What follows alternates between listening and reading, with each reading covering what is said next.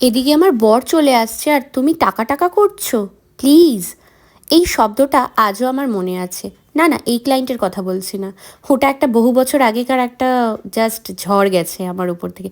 বলতে পারলো সেদিন রাতে হয়তো আমি ঘুমাইও নি। এবার কথায় আসছি। দুদিনের কন্ট্যাক্ট ছিল, একদিন আইবুড়ো ভাত একদিন ব্রাইডাল।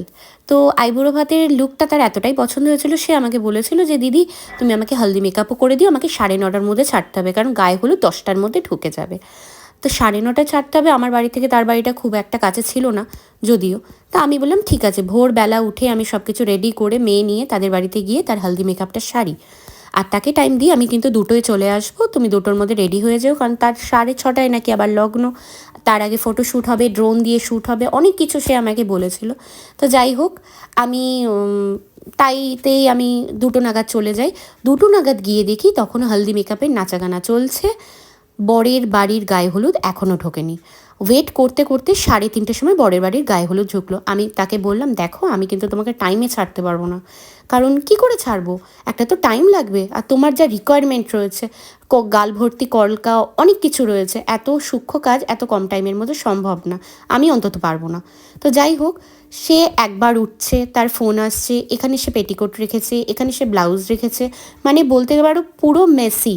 মানে সে আগে থেকে কিচ্ছু মানে ঠিক করে রাখেনি। যাই হোক, সবটা মানিয়ে গুছিয়ে আমি কাজটা কমপ্লিট করছি। তাকে বললাম তুমি পেমেন্টটা কি অনলাইন করবে না ক্যাশ করবে? তা বললো দাঁড়াও আমি বাবাকে ডাকছি। সে তার বাবাকে ডাকলো, তার বাবা এসে চিৎকার চেঁচামেচি, হ্যাঁ বর চলে আসছে, গেস্ট চলে আসছে, তুই এখনও সেজে যা, এই সে। মেয়েটার প্রায় চোখ ছলছল। এবার আমি বলছি দেখো তুমি পেমেন্টটা করে দাও, আমি চলে যাই।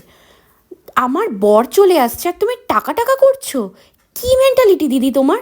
তুমি কালকে এসে টাকাটা নিয়ে যাও। আমি কালকে এসে টাকাটা নিয়ে যাবো মানে? কালকে তো তোমার বিদায়। আর ওর বিদায়টা ছিল সকালবেলা। তো আমি পুরো খালি হাতে চলে আসি বাড়িতে। রাত্রিবেলা কথা বলে জানতে পারি সে বিদায় মেকআপটা না করে দিলে সে আমাকে পেমেন্ট করতে পারবে না। বস, 30%ও টাকা আমি পাইনি। তো যথারীতি আমাকে যেতে হয়েছে। বিদায় মেকআপটা কমপ্লিট করার পর আমি তাকে বললাম যে আমাকে পেমেন্ট করে দাও। অ্যামাউন্ট শুনে বাবা আর মেয়ে মিলে আবার চিৎকার চেঁচামেচি শুরু করে দিয়েছে, গেস্টদের কাছে হাত পাতছে। লাস্টে পেমেন্টের থেকে 3,000 টাকা কম নিয়ে আমি বাড়ি চলে এসেছি। আমার দরকার নেই, প্লিজ। ওখানে থাকতেই আমার এতটা চিপ লাগছিল।